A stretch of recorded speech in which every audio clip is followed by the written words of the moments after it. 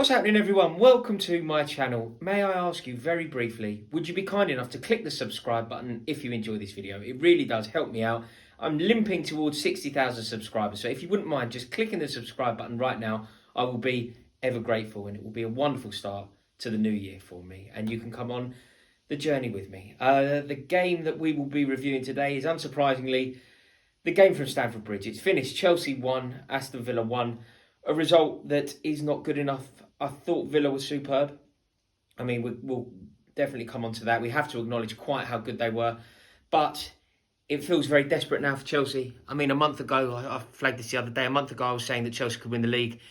It feels now that we are very much in a battle for top four and not even the front runners on that battle. We really do need to work it out because it's worrying. I mean, we are in grave danger of not qualifying for the Champions League. And we have to sort this out now. It's troubling because it gets to the stage in a match where it doesn't feel like Chelsea can change it. You know, if a game is ebbing away from us, there's nothing we can do. Chelsea can't quite right a wrong passage. When things are going well, you know, we're excellent. But as soon as things aren't going our way, and Villa were determined to not let it go our way at all today, we didn't really have any answers. You know, we went 1-0 up. We should have made it more secure from that point. But I think overall, Villa were worth a point. We got it wrong on a lot of levels. I thought the team selection from Frank Lampard was brave, really brave, because I think some of the players that were selected are not good enough. I really don't think they are. I'm not a fan of Jorginho. I don't think he offers enough as a midfielder. Christensen and Rudiger trouble me. They leave me nervous. They don't look solid. They don't look connected. They don't look like they want the ball. And Andreas Christensen was pathetic. It was a pitiful attempt to try and win a free kick that, in my opinion, he didn't deserve. But if you look at the two different players there, Jack Grealish, and if you haven't seen it, Jack Grealish, this is in the build-up to Aston Villa's goal. Jack Grealish and Andreas Christensen clash. Jack Grealish, both hurt, apparently. Jack Grealish pops up, gets the ball, sprays it wide, ultimately Villa score. Andreas Christensen stays on the floor, rolling around.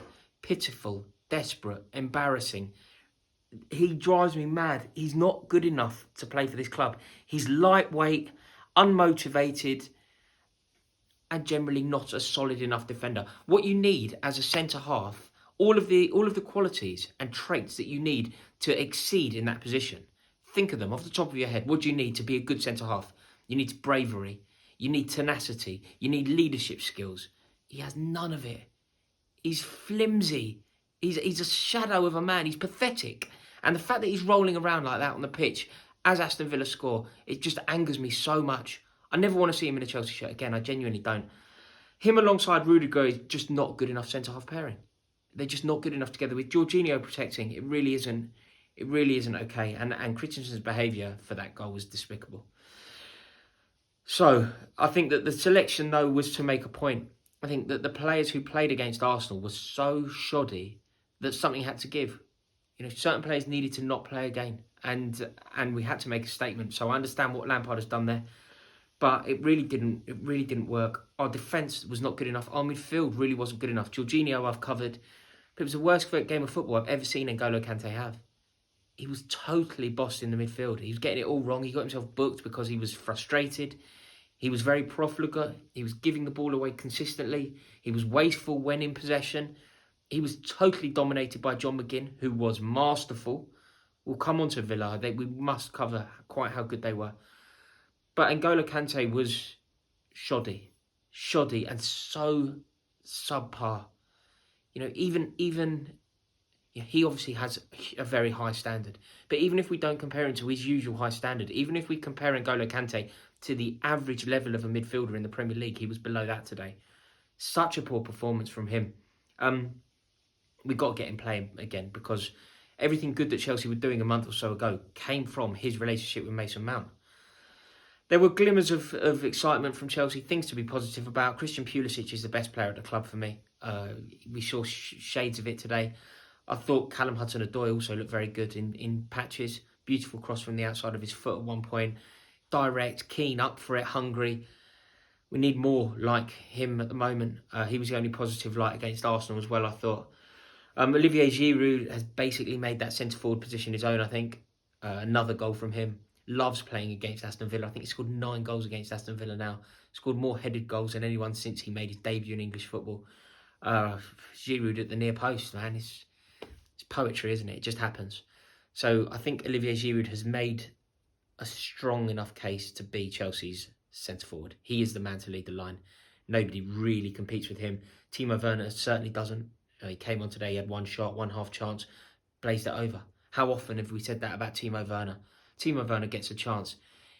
A sitter misses sitters the geezer.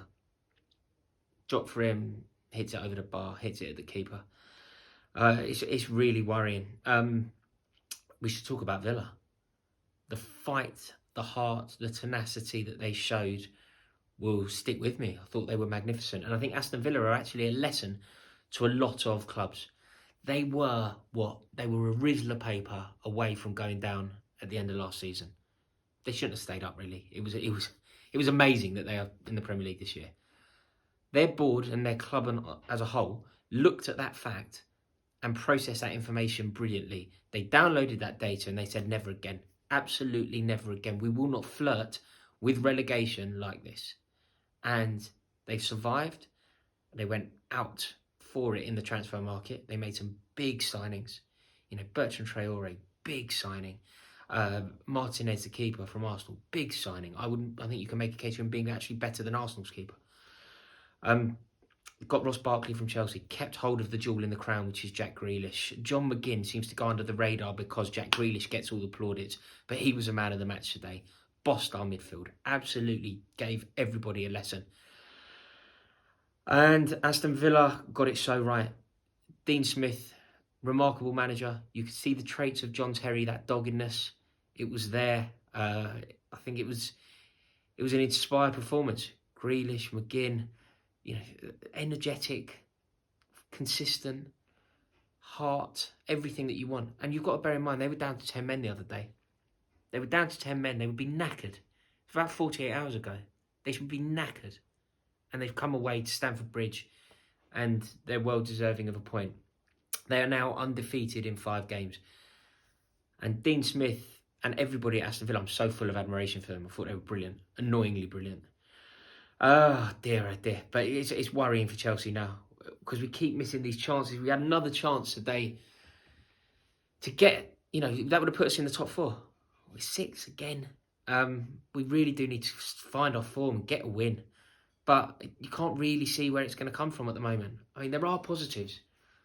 Ben Chilwell could have won it at the end. What a ping that was. Although I suppose John McGinn had a ping as well, didn't he? So call it quits on that one. But yeah, feeling really worried, really flat. But there is enough to be positive about. I'm convinced that Frank Lampard will get this right. He's playing the cards that he's been dealt. What can he do?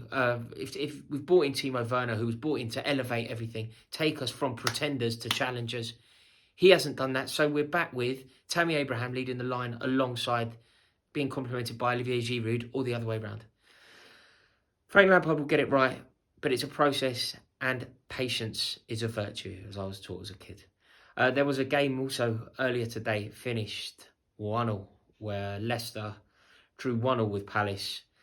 A result that is not surprising. Another very good goal there, though. Ashley Barnes, big player, scored the other day. But today, all eyes are on Stamford Bridge and Frank Lampard and Chelsea. And it's finished 1-0. Thank you so much for watching this video. I trust that you enjoyed it. I really hope you did. I'm loving this. I'm loving having this rapport with you. I'll be in the comments now, so please let me know what you think about it. And like I say, if you enjoyed this video, please give it a like and subscribe. It would mean the world to me. I'm out.